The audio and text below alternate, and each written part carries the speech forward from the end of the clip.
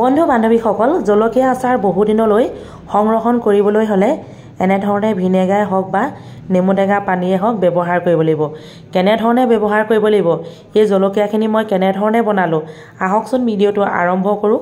যদিহে কোনোবাই নতুনকৈ চাই আছে প্লিজ চেনেলটো ছাবস্ক্ৰাইব কৰি থ'ব। আহক তেনেহ'লে আৰম্ভ কৰিছোঁ।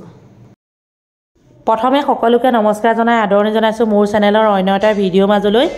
বন্ধু বান্ধৱীসকল থাম্বনেইলখন দেখি আপোনালোকে গম পাইছে আজি মই আপোনালোকলৈ লৈ আহিছোঁ কেঁচা পকা জলকীয়া আচাৰ। এয়া চাওক, আমাৰ মানুহজনে বজাৰৰ পৰা বহুত জলকীয়া কিনিলে, আপোনালোকক দেখুৱাম বাৰু।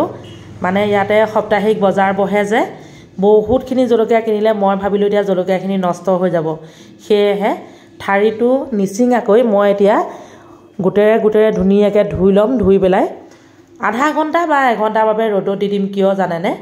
পানীটো শুকাবৰ বাবে। ৰ'দটো বিশেষ নায়েই এইকেইদিন, গোটেই অসমতে ৰ'দটো ধিমা হৈ আছে। যেই নহওক পানীটো শুকাবৰ বাবে ফেনৰ তলতো দিব পাৰে, নতুবা আপোনালোকে ধৰক মানে ৰ'দতো দিব পাৰে। এতিয়া চাওক ৰ'দত দি দিয়াৰ পাছত গোটেই ধুনীয়াকৈ শুকাই গ'ল, মানে ইয়াত পানীটো নাই আৰু জলকীয়াত ঠাৰি ছিঙি কেতিয়াও নুধুব দেই। ঠাৰিটো সদায় থকা ভাগতে ধুনীয়াকৈ ধুই পখালি ৰ'দত দি দিব। এতিয়া মই কি কৰিম আপোনালোকে চাই থাকক। এই জলকীয়াবিধ বহুত জ্বলা, আপোনালোকে নিশ্চয় জানে। সেয়েহে ঠাৰি ছিঙা আগত মই অকণমান মিঠাতেল ঘঁহি লৈছোঁ। মিঠাতেলকণ ঘঁহি লোৱাৰ লগে লগে জ্বলাটো অকণমান কম হয়। সেয়েহে এনেধৰণে এতিয়া সকলো জলকীয়া ঠাৰিটো ছিঙি পেলাম। মই অকণমান আপোনালোকক দেখুৱাইছোঁহে কেনেধৰণে কৰিম। এতিয়া দুটামান ফালি দেখুৱাইছোঁ। এয়া চাওক, মাজে মাজে দুফাল কৰি আৰু লগতে দুটুকুৰা কৰি দিছোঁ, মানে বৰ দীঘল যে জলকীয়াখিনি, সেয়েহে এনেকৈ ফালি দিলে বৰ ধুনীয়াকৈ মছলাখিনি সোমাই যায়। আনফালে আপোনালোকক দেখুৱাইছোঁ বহুত জলকীয়া লৈ থোৱা আছিলে, কৈছিলোঁ যে। এয়া চাওক, বেঙেনা কেইটামানো আছে, শুকাই গৈছে। এইফালে পিঁয়াজ, এইফালে ঔটেঙা, কি চাব মানে বহুত পাচলি লয় আমাৰ সাপ্তাহিক বজাৰ দিনাখন। ঢেকীয়া, আলু কাটি থৈছে আৰু বাকী অলপ চব্জি নাইকিয়া হৈছে। আকৌ সাপ্তাহিক মানে বজাৰ দিনাখনে ল'ম আৰু শনিবাৰ দিনাখন। যেই নহওক বাৰু। আনফালে আকৌ আমাৰ কাৰিকৰ পোৱালিটোৱে চব্জি এখন বনাই আছে, বৰ ধুনীয়া। লাও, আলু, বিলাহী। এয়া জলকীয়া 10 কেজিমান আছিলে, কিন্তু তাৰে মই 1.5 কিলো জলকীয়া এনেধৰণে ফালি ল'লোঁ। এতিয়া ফলা কামটো হৈ গ'ল, আৰু পাছত বনাম যদি এইখিনি বিক্ৰী হয় আৰু।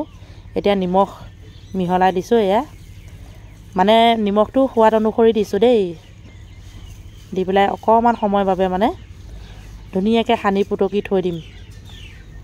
সকলোৱে জলকীয়া আচাৰ বনোৱা পদ্ধতিটো বেলেগ আৰু ধৰক খাবলৈও যথেষ্ট সোৱাদ হয় জলকীয়া আচাৰ, সেইটো সকলোৱে জানে। যেই নহওক মই এইটো পদ্ধতিয়ে বনাইছোঁ। লগতে এতিয়া নিমখখিনি ধুনীয়াকৈ এনেধৰণে সানি দিম মানে, আৰু সানি অকণমান সময়ৰ বাবে ঢাকি থৈ দিম।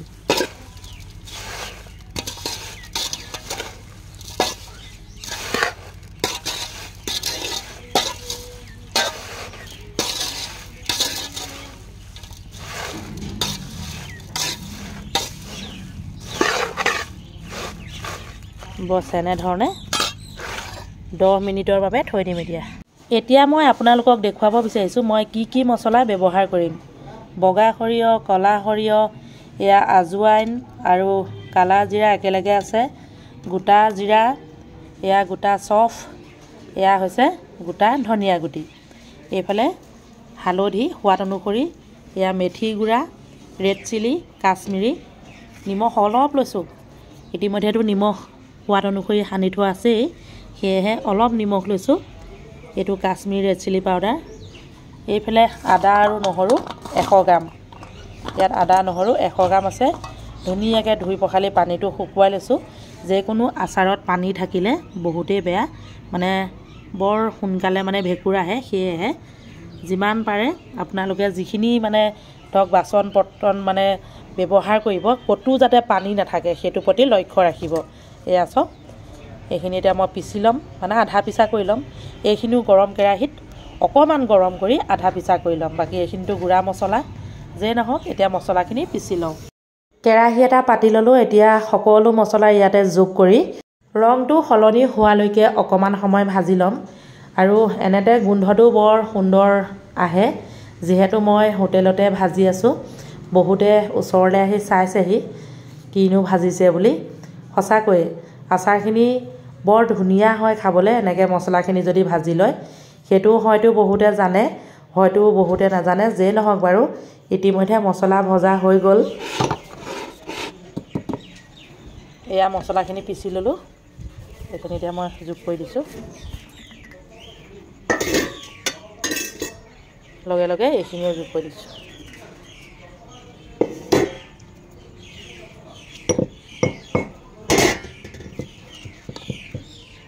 এয়া আদা নহৰু এয়া যোগ কৰি দিছোঁ মই মানে যিকোনো আচাৰ বনালে আদা নহৰু দিওঁৱেই আদা নহৰুটো দিলে গোন্ধটো বৰ ধুনীয়া পাওঁ মানে মই ভাল পাওঁ চবেই বেয়াও পাব পাৰে বাৰু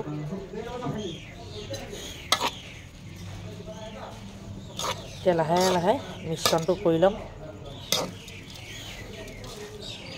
জলকীয়া যে সেইকাৰণে চামুচ এখন লৈ লৈছোঁ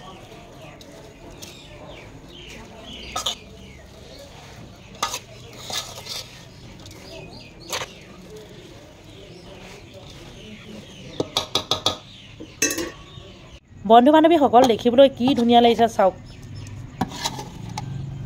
এয়া এতিয়ালৈকে তেল ব্যৱহাৰ কৰাই নাই গোটেই মছলাখিনিয়ে সানিছোঁ এতিয়া মই এইফালে চাওক ইয়াত আধা লিটাৰ আছে দেই 500 গ্ৰাম তেল গৰম কৰি লৈ ইয়াত এতিয়া ঢালি দিম ঢাল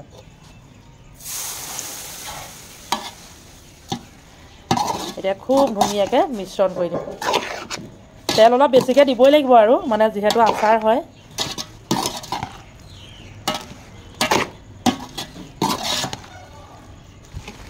ইয়াত আপোনালোকে একেবাৰে শেষত না ভিনেগাৰ দিব পাৰে না নেমু টেঙাৰ ৰস দিলেও হ'ব দেই নেমু টেঙাৰ ৰস দিলেও বহু দিনলৈ সংৰক্ষণ কৰি ৰাখিব পাৰিব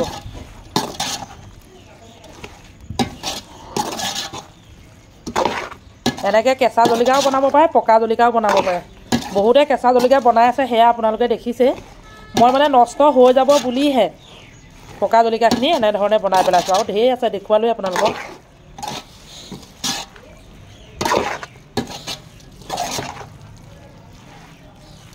এয়া হৈ গ'ল এতিয়া মই ঠাণ্ডা হ'বলৈ দিম সম্পূৰ্ণ ঠাণ্ডা হোৱাৰ পাছত এটা চিচাৰৰ বৈয়ামত ভৰাই থৈ দিম ভৰাবলৈ পাওঁ নাপাওঁ ঠিক নাই আমাৰ ইয়াৰ পৰাই বিক্ৰী হৈ থাকিব এইবিলাক খুব বিক্ৰী হয় আমাৰ